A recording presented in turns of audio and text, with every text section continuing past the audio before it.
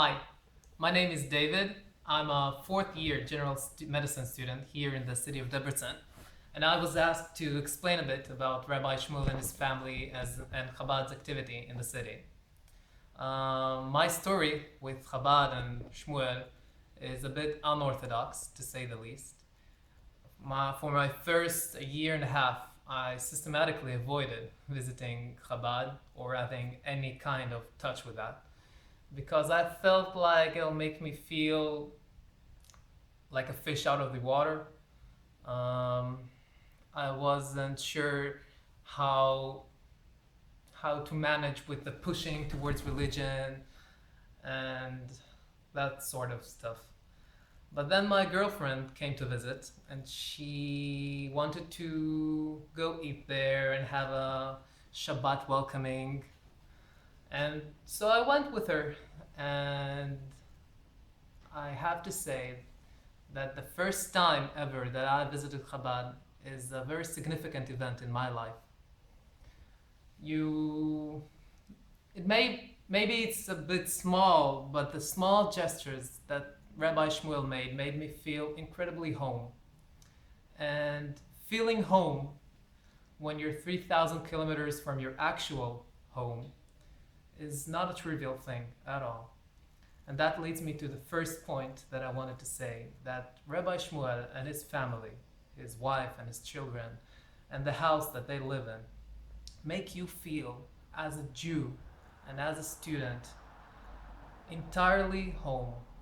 And for me and for a lot of my friends, it's completely untrivial. It is very important for us to feel this connection to people. And I think that connecting to people on this level and generating this connection is not a small or easy thing to do, especially when you're so identified with something that many people fear. Another thing that I'd like to say is that when you're so far from Israel and from your home and family, you basically are not in touch with any spiritual manner of living. And Chabad in Debrecen gives you the opportunity to connect spiritually to your religion, but on your own pace. In order to emphasize how this is important in my life, I'd like to tell a story. The first time that I came to Chabad and I participated in the prayer in the minyan, I felt like people were praying so fast and I couldn't catch on with the prayer, and I got lost in the prayer and in the evening. And when I came there again a week after, or maybe 2 weeks after, the rabbi saw that I'm uncomfortable with participating, and he asked me why. And I just told the truth. I said, "Listen, you're going too fast. I'm not keeping up. I'm losing you. I don't know on what page you are." So he put his hand on my shoulder and said, "You know what? We'll do this on your own pace." And something in the way that he said that made me feel comfortable, not ashamed. And when they did it, when they prayed, Rabbi Shmuel always kept an eye contact with me and made me feel that it's okay and that I can pray on my own pace and connect with God in my own manner. It was a very small gesture, but I remember it, and it really made me feel Jewish. And I think that that's the purpose. I can tell about a lot of small gestures, and but I won't. The last thing that I want to say is what makes Chabad so special here, in my opinion. Well, basically, there's a very small Jewish community in Debrecen. It's made up mostly of senior people and students. And in this small environment, Chabad really has the opportunity to shine. And I think that Rabbi Shmuel and his wife and children, and his wife especially, really rise to the occasion.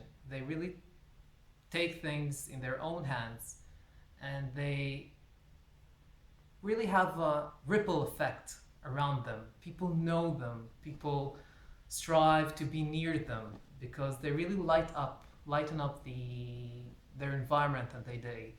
And just to make it clear, I think it really it's really expressed on several occasions. For instance, in Hanukkah, Chabad organizes students to go and visit Holocaust survivors with pre-made packages. And when I say pre-made, they're pre-made by Ricky, Rabbi Shmuel's wife.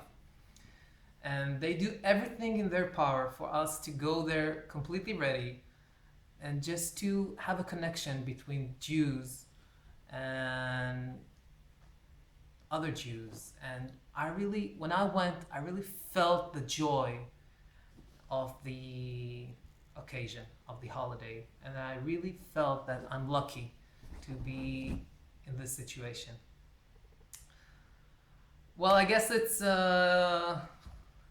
not important to say that they organized Passover and the New Year's and all of the occasions, but I think that all they do with all of their heart, and I really, really think that they deserve everything that the world can give them. And I wish them a very happy New Year. And I'd like to take the chance and to say thank you, Rabbi Shmuel and his wife. Thanks.